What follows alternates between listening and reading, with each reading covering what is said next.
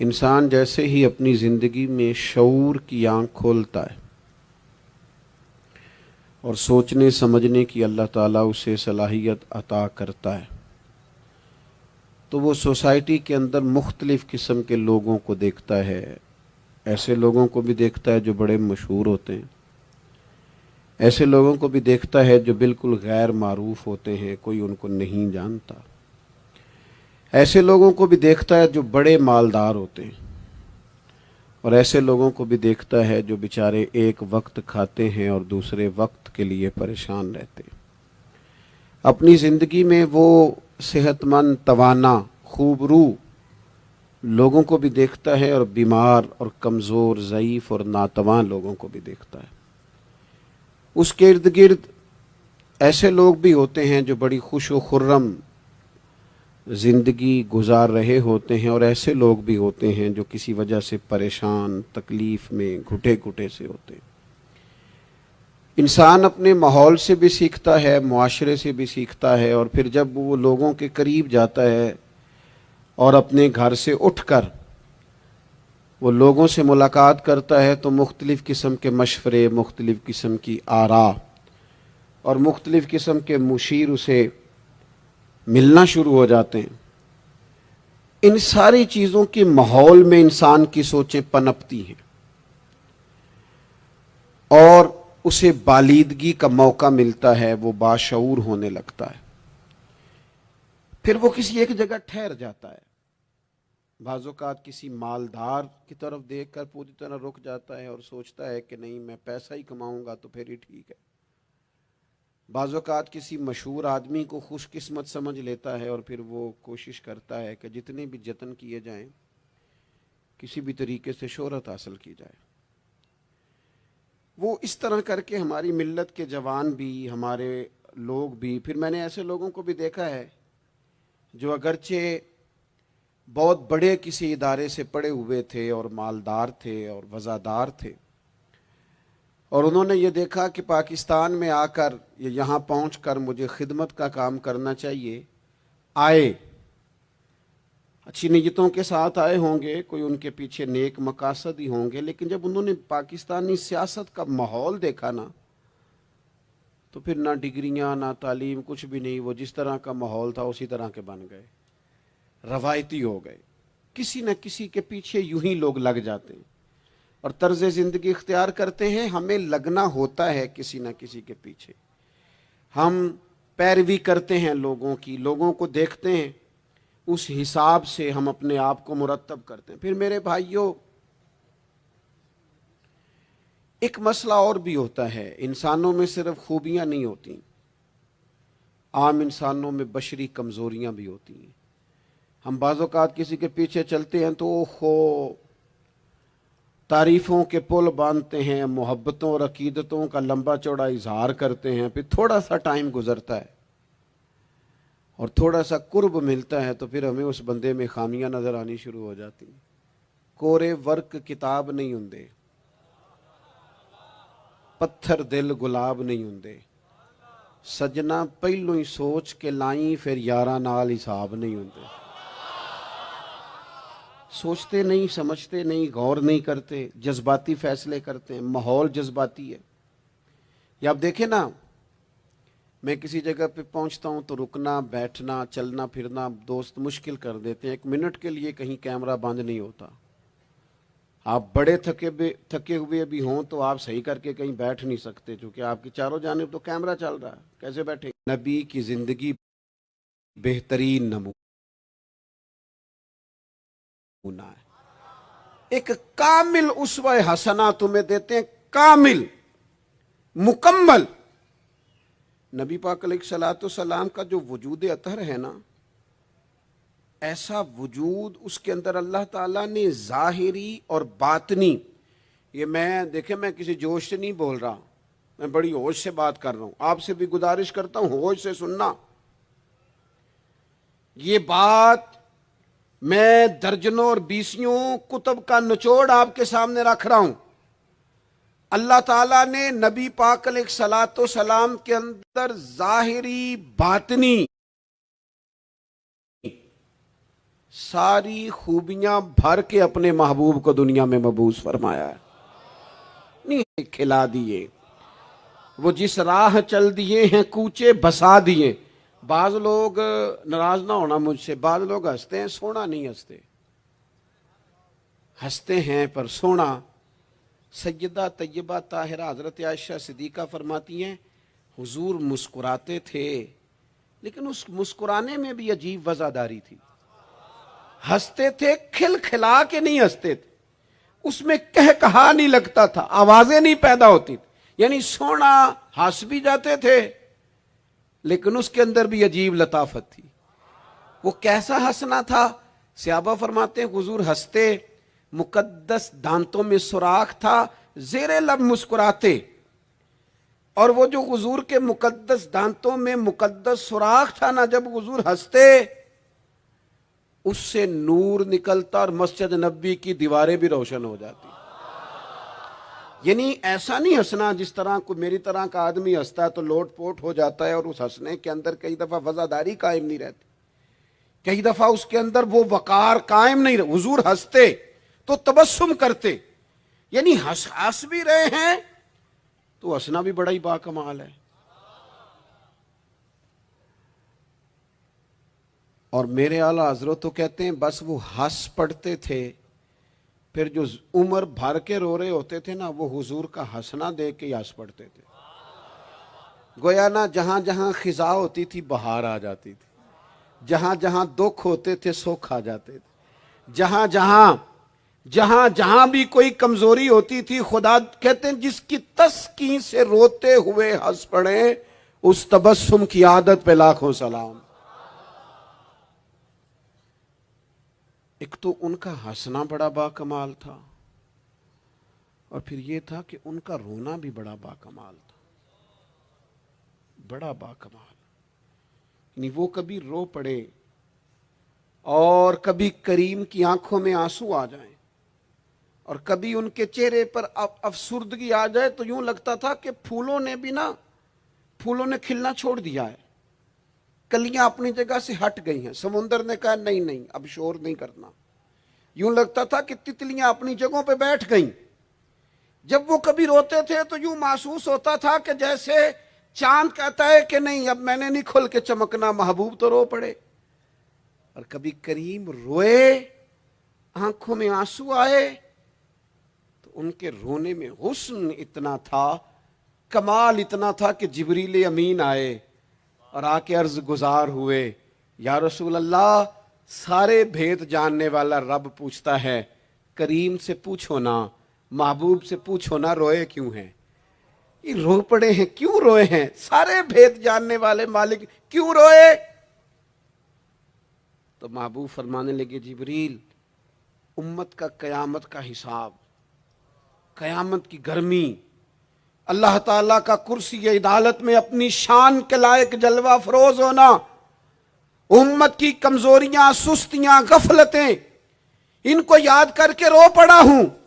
गमे उम्मत ने निढाल कर दिया है। हजरत जिब्रील बारगाह इज़वी से पैगाम लाए, महबूब करीम सल्लल्लाहु ताला अलैहि वसल्लम ने हुजूर रोए। तो जब जिब्रील अमीन ये पैगाम लेके लौटते हैं तो रब करीम ने क्या फरमाया? आपकी तवज्जो है मेरी बात पर? मालिक करीम ने क्या फरमाया? वो आयत नाजिल हुई जिसके बारे में इमाम ज़ैनुल आबिदीन रदी अल्लाह ताला अन्हु फरमाते हैं, कुरान में सबसे उम्मीद वाली आयत ये है। रोए हुजूर और जनाब जिब्रील पूछ कर वापिस गए तो रब करीम ने फरमाया, जाके मेरे महबूब से फरमा दें, वाला सौफ युतीका रब्बुका फतरदा, महबूब रब आपको इतना देगा कि आप अपने रब से राजी हो जाएंगे। महबूब आपको राजी करेंगे, ना रोएं, आपको राजी करेंगे आपको। और हुजूर क्या फरमाते हैं? फरमाया, जब तक मेरा एक उम्मती भी दोजख में, मैं कोई नहीं राजी होता। अल्लाह क्या जहन्नुम अब भी ना सर्द होगा? रो रो के मुस्तफा ने दरिया बहा दिए। हुजूर का हंसना भी बाकमाल, रो देना भी बाकमाल, उनका किसी बंदे से मोहब्बत से उठ के गले लगाना भी बाकमाल। और कभी हुजूर जलाल करें तो حضور جلال کریں تو محبوب فرمانے لگے میں نے دعا مانگی ہے، اے اللہ اگر میں کسی کو جھڑک دوں تو اتنا ثواب دینا جتنا تو فرض نماز کا ثواب دیتا ہے۔ یہاں یہ بھی ہر زاویے سے، ہر نگاہ سے، میں کیا آپ کو عرض کروں، ہم نے نہ کبھی سیرت بیان کی میری طرح کے لوگوں نے، نہ قوم اس طرح سے سیرت کو پڑھتی ہے۔ سیرت نبوی کا ایک ایک پہلو کبھی کھولا جائے، یہ جو زمانے میں بے چینی پائی جاتی ہے نا، بے قراری پائی جاتی ہے، اور ذہنی انتشار ہے، اور فکری الجھاؤ ہے، اور ٹوٹتی بکھرتی سوچیں، یہ ساری ختم ہو جائیں، ایسا ٹھہراؤ نصیب ہو، جینے کا بھی مزہ آئے اور مرنے کا بھی مزہ آئے۔ اگر حضور کی سیرت مقدسہ کو سمجھا جائے تو محبوب کی زندگی ہر طرح سے کامل ہے، مکمل ہے، اکمل ہے۔ آپ کہیں بھی اور جائیں گے، یہ آج کل موٹیویشنل اسپیکرز کا دور ہے، ہمارے بچے جدید پڑھے لکھے وہ کہتے ہیں میں فلاں موٹیویشنل اسپیکر کے پاس جاتا ہوں، جائیں آپ۔ بہت سارے لوگ ایسے ہیں انہیں کہیں تو وہ باز نہیں آتے، وہ تجربہ کر کے باز آتے ہیں، اور بالخصوص نئی نسل جو ہوتی ہے وہ بزرگوں کے تجربوں سے فائدہ نہیں اٹھاتی، وہ اپنے الگ سے تجربے کرنا چاہتی، اس کا بھی بڑا خطرناک نتیجہ برآمد ہوتا ہے۔ تو کوئی بندہ بھی جو آپ کو موٹیویٹ کرتا ہے نا کتاب و سنت کے بغیر، کوئی بھی آپ کو موٹیویٹ کر رہا ہے، وہ کیا کچھ کہہ رہا ہے، کیا کر رہا ہے، وہ کبھی بھی آپ کو تعلیم صحیح نہیں دے سکتا۔ کیوں؟ اس لیے کہ جو تعلیم وحی الہی کے بغیر ہوتی ہے وہ ناقص ہوتی ہے۔ انبیاء کی تعلیم وحی الہی کے ساتھ، لہذا اگر کوئی آدمی آپ کو موٹیویٹ کرتا ہے کتاب و سنت کے ساتھ، وہ آپ کو درست سمت لے کے جائے گا، ورنہ تو ہر آدمی آپ کو الجھا دے گا۔ میرے بھائی، نبی پاک کا اسوہ حسنہ، ہمارے ہاں لوگوں نے سنت شریعت سمجھ کس کو لیا ہے؟ ہمارے ہاں لوگوں نے سنت شریعت سمجھا ہے صرف پگڑی باندھ لی، بہت عظیم سنت ہے امامہ باندھنا۔ بعض لوگوں کا خیال ہے صرف داڑھی رکھنا، داڑھی بہت عظیم سنت، بہت عظیم سنت، انبیاء کرام کی پسند ہے۔ اور آپ کو پتہ ہے اللہ تعالیٰ نے عورتوں کو داڑھی دی ہی نہیں، یہ مرد کا زیور ہے۔ ہاں یہ مردانہ کام ہے، داڑھی مرد کا زیور ہے۔ اور پھر یہ آپ کے جسم کا حصہ ہے، داڑھی کا وزن کوئی نہیں ہوتا، پوچھ لیں جنہوں نے بڑی رکھی ہے، بے شک ان سے بھی پوچھ لیں، یہ وجود کا حصہ ہے، اس کا کوئی وزن، کوئی پریشانی۔ اور ایک اور بات نوجوانوں آپ سے کہہ دوں چلتے چلتے، بغیر داڑھی کے آپ سونے لگ رہے ہوں تو لوگ کہیں گے پیارے لگ رہے ہو، اچھے لگ رہے ہو، خوبصورت لگ رہے ہو۔ اور داڑھی کے ساتھ اگر کسی کو پیارے لگو نا تو جو تعریف کرے گا وہ تو تعریف ہی بڑی روحانی قسم کی ہے، وجدانی، یعنی آپ داڑھی کے ساتھ اچھے لگیں تو لوگ کہتے ہیں کتنا نورانی چہرہ ہے۔ اب دیکھو اس تعریف کے پیچھے جو جملوں کی ترتیب ہے اس میں حسن کتنا، داڑھی، امامہ، سفید لباس، اور پھر یہ کہ مسواک کرنا بڑی اعلیٰ سنت ہے، میٹھا کھانا بڑی اعلیٰ سنت ہے۔ لیکن یہی 4-5 سنتیں نہیں میرے بھائی حضور کی، یہ بہت بڑا مسئلہ ہے۔ بعض لوگ سمجھ فلاں جی سنت شریعت پہ عمل کرتا ہے، کیا کرتا ہے کہ داڑھی پگڑی والا ہے، وہ خدا کے بندے یہ عظیم سنت ہے، کون اس کا انکار کر رہا ہے؟ لیکن نبی پاک کا تو اسوہ حسنہ ہے، اس کے پیچھے تو پوری زندگی ہے۔ ادھر دیکھو میری، اچھا پھر ایک اور بات، بعض لوگ سمجھتے ہیں میٹھا بولنا صرف سنت ہے اور اخلاق کی علامت ہے، صرف میٹھا بولنا۔ آپ نے ناراض نہیں ہونا، میٹھا تو بعض بندے اپنے مطلب کے لیے بھی بولتے ہیں، وہ کام نکلوانے کے لیے بڑا میٹھا میٹھا بول رہے ہوتے ہیں۔ اور سنو میرے بھائی، صرف میٹھا بولنا ہی سنت نہیں، ہمیشہ سچ بولنا سنت ہے، ہمیشہ صحیح بات کرنا، دیانتدار رہنا۔ تو سمجھتا ہے 4 5 6 8 چیزیں ہی سنت ہیں؟ او خدا کے بندے، نبی پاک کی جو ادا سب سے پہلے دنیا کے سامنے آئی، اور حضور کی جس ادا سے، سنت سے لوگوں کو سب سے پہلے واقفیت ہوئی، شور نہیں پڑ جاتا کسی چیز کا دنیا میں، معاشرے میں فلاں بندہ یہ کرتا ہے، فلاں ایک بندے کا ایک چیز تعارف بن جاتی ہے، تعارف، کوئی چیز لوگوں کے وجود کے ساتھ، نام کے ساتھ سابقہ لاحقہ بن جاتی ہے۔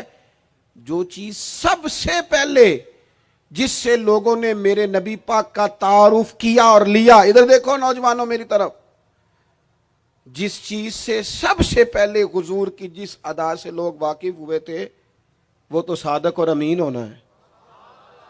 سب سے پہلے لوگ واقف ہوئے تھے کہ ہمیشہ سچ بولتے ہیں، ہمیشہ سچ۔ ملت کا جوان تو لوگوں کو ہنسانے کے لیے جھوٹ بولتا ہے، کوئی فائدہ نہیں، کوئی فائدہ نہیں۔ جھوٹ بولنے کے لیے ڈنگے مارتے ہیں، بڑھ کے مارتے ہیں، میں یہ ہوتا ہوں، میں وہ ہوتا ہوں۔ جھوٹ بولتے ہو، کیوں زیادتیاں کرتے ہو اپنے ساتھ؟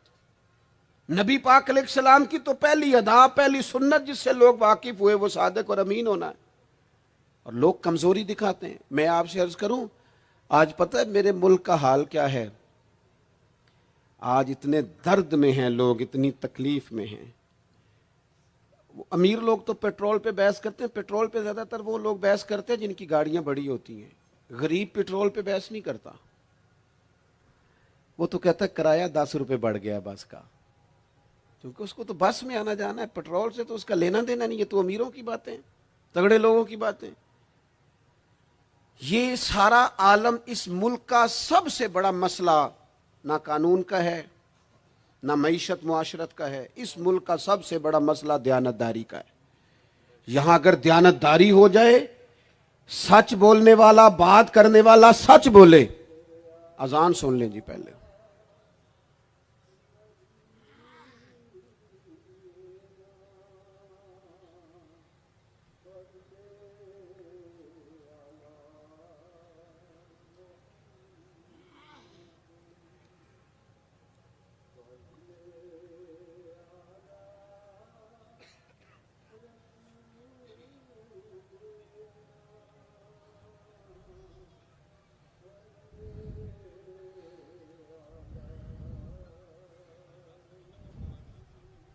صلی اللہ۔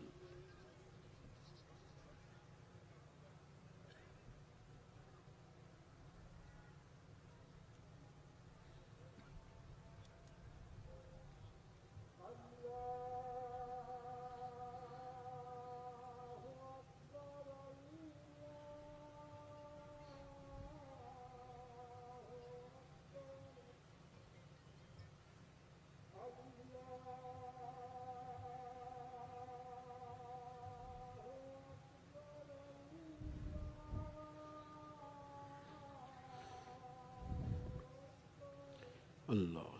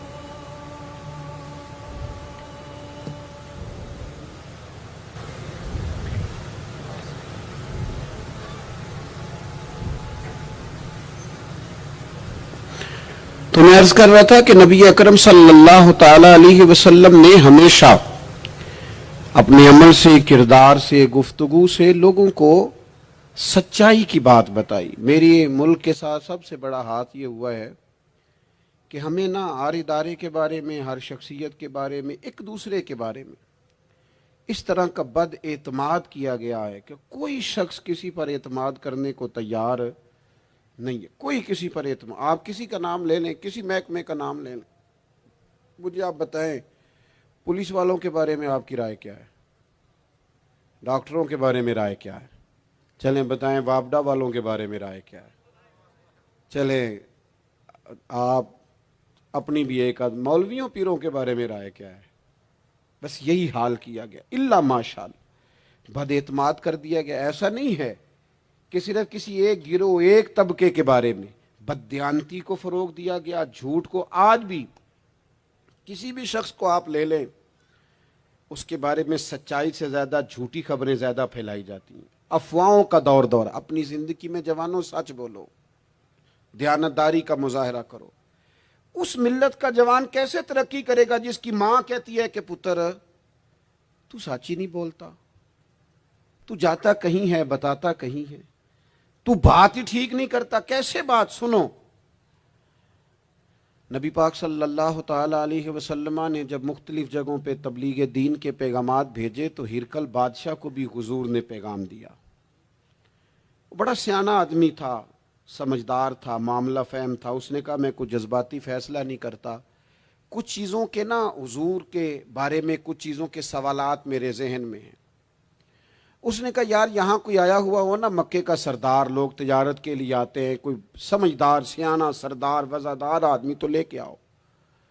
ابو سفیان ابھی مسلمان نہیں ہوئے تھے، وہاں گئے ہوئے تھے، اور آپ کو پتہ ہے کہ وہ ہر جنگ میں آگے تھے کلمہ پڑھنے سے پہلے۔ ان کو بلا کے نا لوگوں کو پتہ چلا یہ آئے ہوئے ہیں تو لے جا کے بادشاہ کے سامنے کھڑا کر دیا۔ ابو سفیان کہتے ہیں جب اس نے سوال جواب شروع کیے نا تو ظاہر ہے میں مخالف گروہ میں تھا۔ جب کوئی مخالف گروہ میں ہوتا ہے اس نے تعریف تو نہیں نہ کرنی ہوتی، وہ صرف ہمارے ملک میں رواج ہے کہ لوگ جو پارٹی چھوڑ کے آ رہے ہوتے ہیں اس کی بھی تعریفیں کر رہے ہوتے ہیں، اور جدھر جا رہے ہوتے ہیں پھر اس کی بھی۔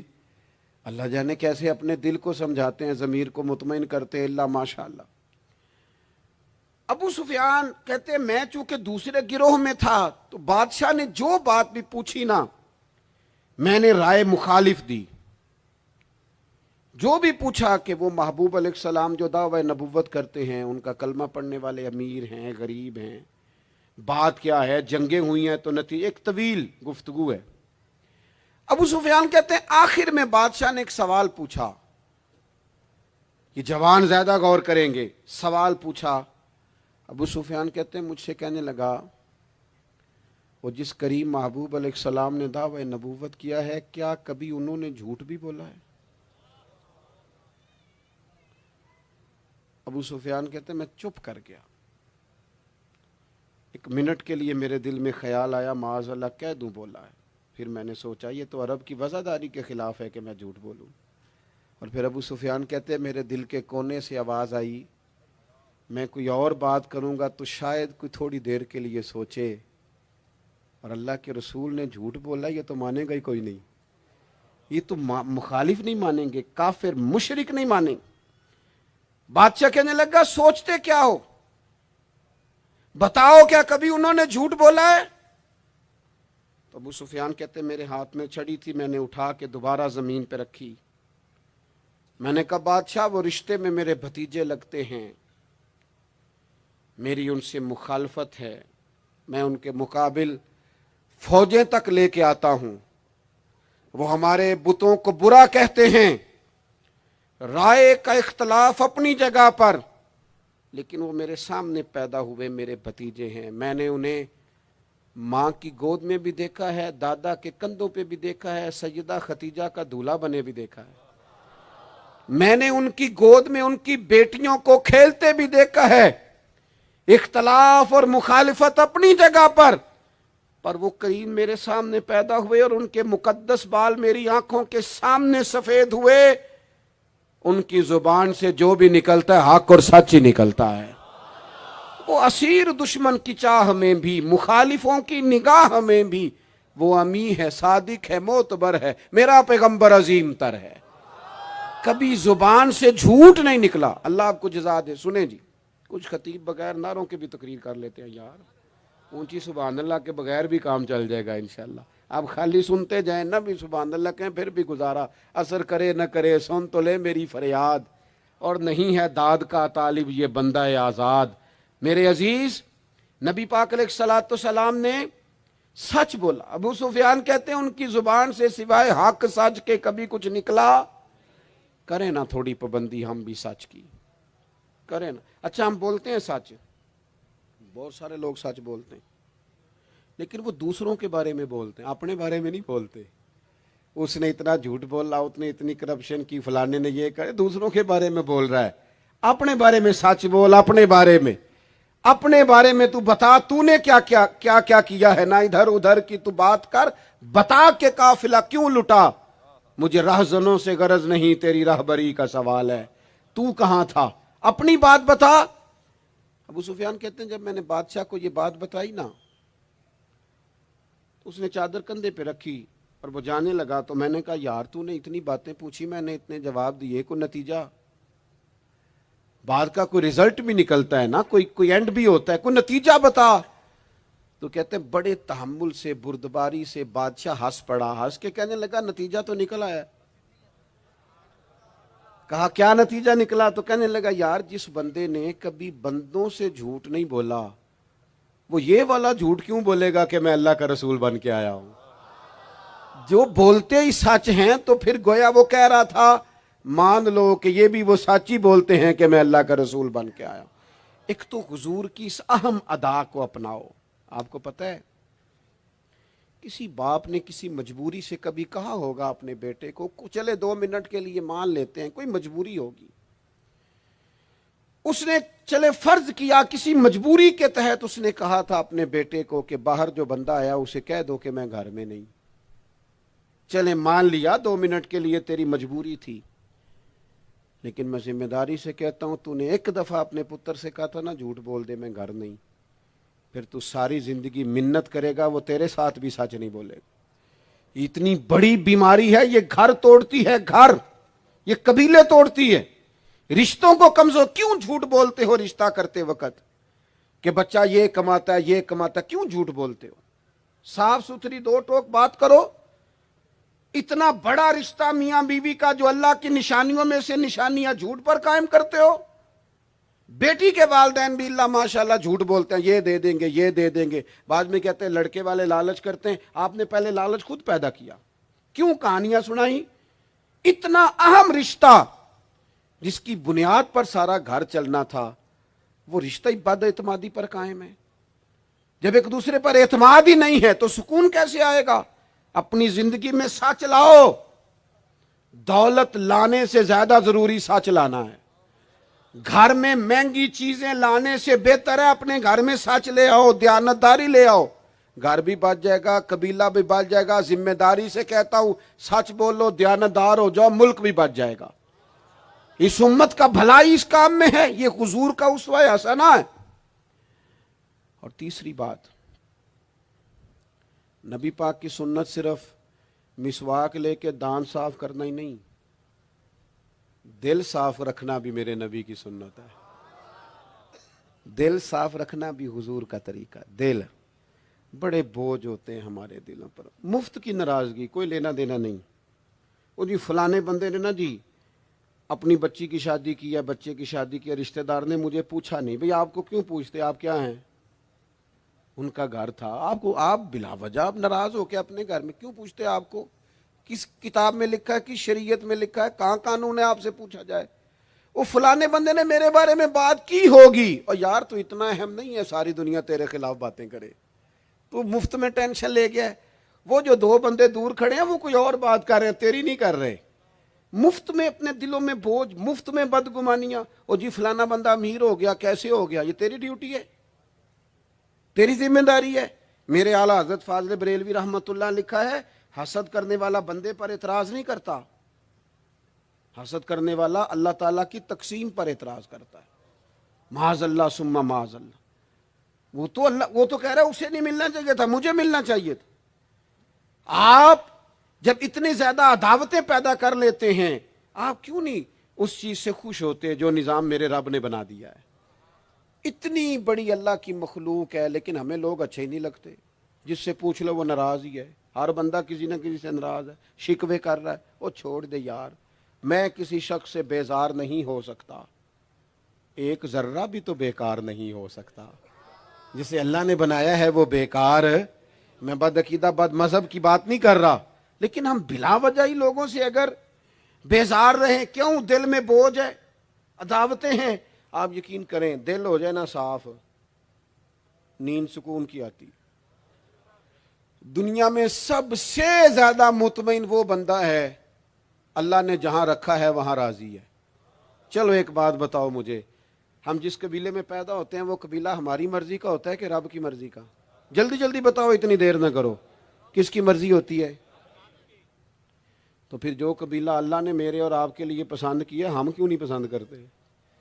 جو دادا نانا چچا ماموں اللہ نے میرے لیے پسند کی، یہ رشتے اللہ نے بنایا ہے نا، تو ان سے آوازار ہے، تو ان سے تنگ ہے۔ وجہ جو اللہ نے تیرے لیے پسند کیا اسے پسند کر۔ حضرت ابراہیم ابن ادم رحمۃ اللہ علیہ ایک دفعہ مریدوں کے بیچ بیٹھے تھے، تو آپ فرمانے لگے دنیا میں جو کچھ ہو رہا ہے میری مرضی سے ہو رہا ہے۔ وہ بعض بندے پریشان بھی ہو جاتے ہیں جلدی کہ اتنا بڑا دعویٰ کر دیا ہے، تو آپ ہنس پڑے، فرمانے لگے اگلی بات بھی سن لو پھر کوئی تبصرہ کرنا۔ فرمانے لگے جو کچھ ہو رہا ہے میری مرضی سے ہو رہا ہے، کیونکہ میری وہی مرضی ہے جو میرے رب کی مرضی ہے۔ میں نے اپنی مرضی اپنے رب کی مرضی میں فنا کر دی۔ اب میری مرضی کوئی نہیں، سانو قید سجن دا گہنا ہے، وہ جنج رکھے ایسا اونج رہنا ہے۔ ہم نے چھوڑ دی اپنی مرضی، اپنا ہے ہی کچھ نہیں۔ ہم نے نہ کبھی قطرے پہ غور کیا اور نہ دریا دیکھا، بس جہاں تیری جھلک دیکھی وہیں ڈوب گئے۔ چھوڑ دو یہ اس نے یہ کیوں کر دیا؟ وہ خواجہ نظام الدین صاحب محبوب الہی رحمۃ اللہ علیہ کے ایک مرید نے ایک دفعہ آ کے کہا حضور بڑی ہو گئی درگزر فقیری درویشی بڑی ہو گئی، اب جو میرے رستے میں کانٹے بچھائے گا میں بھی اس کے رستے میں بچھاؤں گا۔ وہ بڑے غصے سے بول رہا تھا، فقیر فقیر ہوتے ہیں۔ خواجہ صاحب ہنس پڑے، فرمانے لگے پتر تو زیادہ ہی ناراض ہو گیا ہے۔ کہنے لگا نہیں حضور، ہمیں کچھ کرنا نہیں آتا، ہمیں بھی سارا ہی پتہ ہے، سٹ تے پکھڑا کوار گندل اسی اور بھی بوٹیاں جاننے ہاں، ہمیں بھی سارا ہی پتہ ہے، نمٹ نہیں لینا۔ سویرے جو ہمارے رستے میں کانٹے بچھائے گا سویرے اس کی گلی میں بھی بچھے ہوں گے۔ تو حضرت محبوب الہی فرمانے لگے پتر آدھے رستے میں تیری ضد میں وہ کانٹے بچھا دے گا اور آدھے میں تو اس کی ضد میں بچھا دے گا، تو پھر تو جو عام راہگیر ہوں گے ان کے بھی پیر زخمی ہوں گے۔ تو تمہاری لڑائی میں تو مخلوق پریشان ہو گئی۔ عرض کی حضور یہ تو آپ نے ٹھیک کہا ہے۔ فرمانے لگے اگر چاہتے ہو نا دنیا کانٹوں سے نہ بھرے اور لوگوں کو تکلیف نہ ہو تو ایک دوسرے سے تکلیف چھوڑ دو۔ یہ مت سمجھنا تیرا ایک بندے سے اختلاف ہے، تیرا ایک سے اختلاف ہوتا ہے اس کے اثرات دائیں بائیں بھی جاتے ہیں۔ حضور پھر کیا کروں؟ فرمایا اسے بچھانے دے، وہ بچھاتا جائے تو اٹھاتا جا، تو اٹھاتا جا۔ ویسے بھی جو کام ساری دنیا کر رہی ہوتی ہے وہ تو سارے کر ہی رہے ہوتے ہیں، کوئی ذرا ہٹ کے بھی کرنا چاہیے۔ جتن جتن تے ہر کوئی کھیڈے، جتن جتن تے ہر کوئی کھیڈے، تو ہارن کھیڈ فقیرا، جتن دا مل کوڈی پیندا ہی ہارن دا مل ہیرا۔ کبھی بندہ ہارے بھی اپنے دل سے بوجھ اتار دے، نفرت کو دور کر دیں۔ عداوت دشمنی اگر کسی وقت رکھنی ہے تو اللہ رسول کے دشمن سے۔ اشداء علی الکفار، اپنوں کے لیے کیا ہے، خوش عقیدہ کے لیے کیا ہے، رحماء بینہم۔ میرے عزیز ترمذی میں حدیث ہے، اپنی بات کو حوالہ دے کے مضبوط کر دوں۔ ترمذی میں حدیث ہے، نبی پاک علیہ الصلوۃ والسلام نے حضرت انس بن مالک سے فرمایا تھا، اے انس، اے میرے بیٹے، تم سے ہو سکے تو صبح اس حال میں کرنا کہ تمہارے دل میں کسی کا بغض نہ ہو۔ اور اگلے لفظ حدیث کے یہ ہیں، حضور فرمانے لگے یہ میری سنت ہے، یہ میرا طریقہ ہے، اپنے دلوں کو عداوتوں سے پاک کریں۔ اور پانچویں بات، اور بس اسی کے آگے پیچھے میں نے اپنی بات کو سمیٹ دینا ہے، میرا مضمون مکمل ہو گیا۔ حضور کی ایک بہت بڑی سنت نبی پاک علیہ السلام کی ایک بہت بڑی ادا، وہ پتہ کیا ہے؟ وہ ہے دوسروں کا احساس کرنا، دوسروں کے بارے میں سوچنا، دوسروں کا خیال کرنا۔ میں ابھی آ رہا تھا تو میری گاڑی کے ساتھ کچھ دوستوں نے دوڑنا شروع کر دیا۔ میں جو ہوں مجھے اس کا پتہ ہے، میں ہمیشہ دوستوں سے کہتا رہتا ہوں آپ بزرگوں کے ہاتھ چومیں، اللہ والوں کی اچھی بات ہے، آپ کو فائدہ ہوگا۔ میرے جیسے گناہ گار کے ہاتھ چوم کے آپ کو کیا ملے گا؟ کوئی نتیجہ نہیں نکلے گا۔ ہاں، آپ کوئی میری بات مان لیں اور اس پر عمل شروع کر دیں تو رب کریم کی رحمت صبح قیامت ممکن ہے یہ کہہ دے یہ تیری وجہ سے اس نے شروع کیا تھا، جا تیرے گناہ بھی معاف کیے۔ یہ جو ذوق ہے نا، اب ایک بندہ گاڑی کے پیچھے بھاگ رہا ہے تو مجھے اتنی سخت تکلیف ہو رہی تھی، میں نے کہا یار کیا ضرورت، دیکھو نا بیچارہ گرمی کا موسم ہے، پیاس لگے گی اور پسینہ آئے گا، کیوں بھاگ رہا ہے؟ اب میری مجبوری بھی ہے، گاڑی کو تو چلنا ہے۔ جب تک ہم احساس پیدا نہیں نہ کرتے، میرے قبلہ عالم فرمایا کرتے تھے کہ تیری گاڑی کے آگے سے کوئی غلط کراس کر گیا اور دوڑ کے گزر گیا اور کوئی سخت جملہ بھی کہہ گیا ہے، اس پر بھی تنقید نہ کر، تو اپنے دل میں اس کا احساس پیدا کر، سوچ کے ہو سکتا ہے اسے گھر میں کوئی ایمرجنسی ہو گئی ہو۔ اپنی سوچوں کو مثبت کریں۔ آپ دوسروں کا احساس بھی اپنی طبیعت میں پیدا کریں، دوسروں کے بارے میں بھی سوچیں۔ میں یہاں ماشاءاللہ اسٹیج پہ بیٹھا ہوں، بڑا نرم ماحول ہے، بڑا کچھ ہے، لیکن جو دوست پیچھے دیوار کے ساتھ کھڑے ہیں نا، جن کو جگہ بیٹھنے کی بھی نہیں ملی اور کھڑے ہونے کی بھی صحیح کر کے نہیں ملی، ان کا بھی احساس پوری طرح، اور میرے خیال میں سب سے زیادہ مہمان خصوصی بھی وہی ہیں آج کی ہماری محفل کے، جو زیادہ مشکل میں بیٹھے۔ احساس اپنی کہاں تک احساس کرنا ہے؟ لو حدیث پاک سنو۔ اللہ کے محبوب علیہ السلام فرماتے ہیں میں نماز پڑھانے کھڑا ہوتا ہوں، نماز، کریم فرماتے ہیں میرا دل کرتا ہے میں لمبی نماز پڑھاؤں، لیکن پھر پیچھے سے نہ کسی بچے کے رونے کی آواز آتی ہے، دل تھا لمبی پڑھاؤں، بچہ رو پڑا تو مجھے خیال آتا ہے اس کے رونے سے اس کی اماں کو تکلیف ہو رہی ہوگی، میں نماز چھوٹی کر دیتا ہوں، اللہ کی نماز مختصر کر دی احساس کے طور پر۔ حضور اس امام مسجد سے سخت ناراض ہو گئے تھے، صحیح حدیث میں موجود ہے، جس کے مقتدیوں نے آ کے شکایت کی تھی کہ یا رسول اللہ بہت لمبی نماز پڑھاتا ہے۔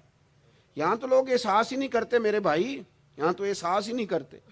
یہاں تو میں آیا ہوں نا رات کے 1 بجے محفل میں، تو میری طرح کے لوگ او تہاڈا ذوق ہی نہیں، تسی سبحان اللہ ہی نہیں آندے، تسی ہاتھ ہی نہیں کھڑے کر دے۔ او بھائی تو نہیں آیا ہے، تو ٹر جانا ہے اپنا سارا سمیٹ کے پیسے گنا کے، اتنے بیچارے مغرب دے بیٹھے نے، ان کا ذوق تو اپنا ذوق بھی بیان کرنا، آنا تو بھی اسی وقت محفل میں جب سارے آئے ہیں، تے نالے تو تے گل کر کے آیا میں انہیں ہزار لینا ہے، تے مفت آئے رہے سارے بیچارے، اس لیے ہو سکتا ہے ان کا عشق تجھ سے زیادہ ہو۔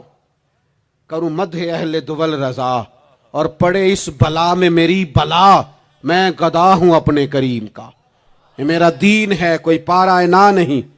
اس لیے میرے عزیز احساس دوسروں کا پیدا کریں اپنی طبیعت میں۔ ہم نا احساس نہیں کرتے، خدا را احساس کرو۔ ٹھیک ہے پریشانیاں ہیں، لیکن میں جوان سے کہوں گا تو نوجوان ہے، باہر تجھے ٹینشنیں ہیں، کاروبار کی مسائل ہیں، پریشانیاں ہیں، لیکن اللہ نے تجھے جوان کیا ہے نا، حوصلہ دیا ہے نا، تو باہر کی ٹینشنیں باہر چھوڑ کے آیا کر۔ گھر تیرے ابا جی انتظار کر رہے ہیں، ان کے پاس بیٹھ، ان کا دکھ سن، حوصلہ بڑا کر۔ پھر گھر کے اندر تیری اماں بیٹھی ہے، اس نے تیرے سے بات کرنی ہے، کئی باتیں سنانی ہے۔ تیرا بیٹا ہے وہ دوڑ کے آیا ابا ابا کہتے، اور تو کہتا لے جا میری طبیعت نہیں ٹھیک۔ دنیا میں سب سے مصروف وقت رسول کریم نے گزارا ہے، لیکن حضور تو غلاموں کی بات بھی سنتے، حضور تو گھر والوں کو وقت بھی دیتے۔ سیدہ عائشہ صدیقہ فرماتی ہیں جب تک گھر میں رہتے گھر کا کوئی کام ہی کرتے رہتے، اور حضور تو نواسوں کو ٹائم دیتے، نماز کے وقت بھی ساتھ لے جاتے۔ کیوں ہم اپنے آپ سے دوسروں کا احساس نکال بیٹھیں؟ دوسروں کے بارے میں تھوڑا احساس۔ آپ تھوڑے دن پہلے نا، کچھ عرصہ پہلے کچھ لوگ آگے میرے پاس کہنے لگے کہ کوئی طالب علم کوئی عالم مل جائے مدرسے میں سے آپ کے، اور ہم نے نا وہاں اپنے ہاں امامت کے لیے اور جمعہ کے لیے اس کو لے جانا ہے۔ میں نے کسی طالب علم سے کہا چلے جاؤ۔ وہ کہنے لگے تنخواہ کتنی دینی ہے؟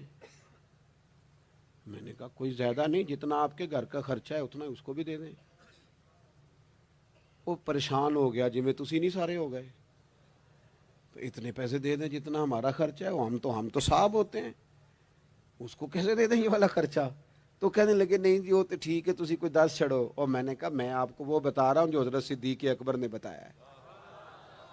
آپ کی تنخواہ کتنی لگائیں؟ کہا درمیانے مہاجر کا جتنا خرچہ ہے نا اتنا میرا بھی لگا دو۔ حضور گزارا نہ ہوا، فرمایا میں لوگوں کی تنخواہیں بڑھا دوں گا، جہاں سب کا گزارا ہوگا ابو بکر کا بھی ہو جائے گا۔ یہ کیا بات ہوئی کہ تیرا گزارا نہیں ہوتا تو مزدور کا کیسے ہوتا ہے، غریب آدمی کا احساس جب تک تجھے دوسروں کا پیدا نہیں ہوتا تو حضور کے اسوہ حسنہ تک نہیں پہنچ سکتا، تو نے نبی پاک کا طریقہ نہیں اپنایا۔ یہ پتہ ہے حضور جو غاروں میں روتے تھے اور سارا دن تبلیغ کرتے تھے اور طائف تشریف لے جاتے تھے اور عکاظ کی منڈیوں میں جاتے تھے، یہ احساس تھا، یہ درد تھا جو میرے محبوب کو لے جاتا تھا، احساس تھا۔ حضور چاہتے تھے رب کا کوئی بندہ دوزخ میں نہ جائے۔ اللہ کے محبوب رات کو روتے، دن کو تبلیغ کرتے، گلی گلی جاتے، لوگوں کو سمجھاتے۔ کوئی ایک بار دین کی بات پوچھتا، 10 بار بھی اس سے پوچھتا تو بتاتے۔ کیوں؟ احساس ہے۔ بات ختم کرنے لگا ہوں۔ سیدہ طیبہ طاہرہ ام المومنین سیدہ عائشہ صدیقہ رضی اللہ تعالیٰ عنہ فرماتی ہیں ایک دن حضور مجھ سے فرمانے لگے، کریم فرمانے لگے عائشہ ایک بات بتاؤں تمہیں؟ یا رسول اللہ فرمائیے۔ تو کریم فرمانے لگے عائشہ جب تم مجھ سے راضی ہوتی ہو پھر بھی مجھے پتہ چل جاتا ہے، اور جب تمہارے دل میں کوئی بات ہوتی ہے پتہ مجھے پھر بھی چل جاتا ہے۔ کہتے میں نے جلدی سے عرض کی حضور میں اور آپ سے ناراض، تو فرمایا بتاؤں پھر؟ حضور بتائیے۔ فرمایا عائشہ کبھی کبھی قسم اٹھاتی ہو؟ یا رسول اللہ اٹھاتی ہوں۔ فرمایا جب ہوتی ہو نا مجھ سے راضی تو کہتی ہو مجھے محمد مصطفیٰ کے رب کی قسم، اور جب تمہارے دل میں کوئی بات ہوتی ہے تو پھر کہتی ہو حضرت ابراہیم خلیل کے رب کی قسم۔ پھر حضرت جناب عائشہ صدیقہ کہتی ہیں میں تمہیں بتا نہیں سکتی لوگوں میرے دل کا عالم کیا تھا یہ بات سن کے۔ یا رسول اللہ آپ لفظوں سے احساس کا پتہ کر لیتے ہیں کوئی سوچ کیا رہا؟ یہاں تو گھر والے پورا احتجاج کریں۔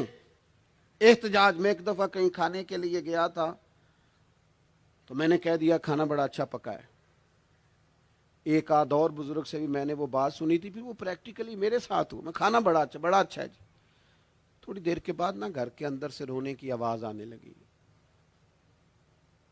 تو مناسب تو نہیں ہوتا کسی کے گھر کے مسئلے میں ایسی بات پوچھنا، لیکن وہ جب ماحول زیادہ ہی بڑا تو میں نے میزبان سے کہا کہ خیر تو ہے گھر میں سب ٹھیک ہے؟ تو کہنے لگے آپ کی وجہ سے رو رہے ہیں۔ میں نے کہا کہنے لگے آپ نے بڑی تعریف کی ہے نا، کھانا بڑا اچھا پکا ہے۔ تو میری بیوی ہے تو عزیزوں میں سے پر وہ گھر غریب ہے۔ اس نے کہا 14-15 سال ہو گئے اس گھر میں کھانا پکاتے، آج تک نہیں کسی نے کہا اچھا پکا ہے۔ میں غریب کی بیٹی ہوں، آج وہ تعریف سنی ہے تو دل کسی اور طرف ہی چلا گیا ہے۔ اتنا بھی احساس نہیں جو صبح سے گرمی میں کھڑے۔ آپ کو پتہ ہے نبی پاک نے کبھی کھانے میں نقص نہیں نکالا تھا۔ سیدہ عائشہ کہتی ہیں پسند ہوتا تو کھا لیتے ورنہ چھوڑ دیتے، کبھی عیب تو ہنڈیا پھینک دیتا ہے۔ آنا گرمی میں تو بھی کھڑا ہونا، جہاں اماں کھڑی ہے، بیوی کھڑی ہے، بہنیں کھڑی ہیں، کھڑا ہونا 10 منٹ تو بھی۔ احساس ہی نہیں، صرف اپنا ہی پتہ ہے۔ سیدہ عائشہ صدیق یہ حضور کا اسوہ حسنہ ہے۔ یہ طریقے اپناؤ زندگی میں، 4 5 8 چیزوں کو فقط سنت نہ سمجھو، یہ وسعت ہے حضور کے اسوہ نور میں۔ سیدہ عائشہ کہنے لگی، کریم فرمانے لگے تم قسم اٹھاتے حضرت ابراہیم کا نام لیتی ہو تو میں سمجھ جاتا ہوں۔ جناب عائشہ کہتی ہیں بس دل مچل گیا، کیفیت اور کی اور ہو گئی۔ میں نے کہا حضور پھر مجھے قسم ہو محمد عربی کے رب کی، میرے لبوں سے آپ کا نام ہی جاتا ہے، میرے دل میں آپ ہر وقت موجود رہتے ہیں۔ میرے عزیز کچھ باتیں آپ سے میں نے عرض کی، میں اپنی گفتگو پھر دہراتا ہوں۔ ایک تو حضور کی زندگی کامل ہے، مکمل ہے، اسے پڑھو۔ جس زاویے سے ہنسنا بھی با کمال ہے، رونا بھی بڑا قیمتی ہے۔ جس زاویے سے پڑھو گے کمال ہی کمال۔ اور پھر حضور کا اسوہ حسنہ پوری زندگی پہ لاگو کرو۔ ایک تو سچ بولیں، بددیانتی کبھی نہ کریں، جھوٹ کبھی نہ بولیں، اور اپنے دلوں سے سارے حسد، بغض، عداوتیں، دل دریا سمندروں ڈونگے، کون دلاں دیاں جانے، تے 14 طبق میرے دلے دے اندر میں تمبو وانگوں تانے دل میں گنجائش پیدا کریں. اور آخری بات آپ سے یہ عرض کی ہے، دوسروں کا احساس پیدا کریں. دوسروں کے لیے ہم اس دین کے ماننے والے ہیں جس میں سے آبا زخمی حالت میں میدان میں زخموں سے چور بھی پڑے ہونا تو پھر بھی کہتے ہیں پانی میرے بھائی کو پلا دو. پانی اس دین کے ماننے والے ہمیں نا خود غرض کیا گیا ہے، اپنی اپنی پہ لگا دیا گیا ہے. بانٹنا شروع کرو گے نا، بانٹنا، اس میں صفائی بھی ہے، برکت بھی ہے. اور جو بانٹتے ہیں ان کے خزانے خالی نہیں ہوتے، انہیں اللہ تعالیٰ بھی فرماتا ہے. پھر ایک دفعہ دعا کرتا ہوں اللہ تعالیٰ احباب کی کوشش کو اپنی بارگاہ میں قبول فرمائے. حضرت قبلہ پیر صاحب دامت برکاتہم العالیہ آستان عالیہ سالکاباد شریف سے آپ تشریف لائے، آپ نے صدارت بھی فرمائی اور ہم سب کے لیے دعا بھی فرمائیں گے. اللہ تبارک و تعالیٰ اس بزم نور کو قبولیت کا درجہ عطا فرمائے. وما علینا الا البلاغ.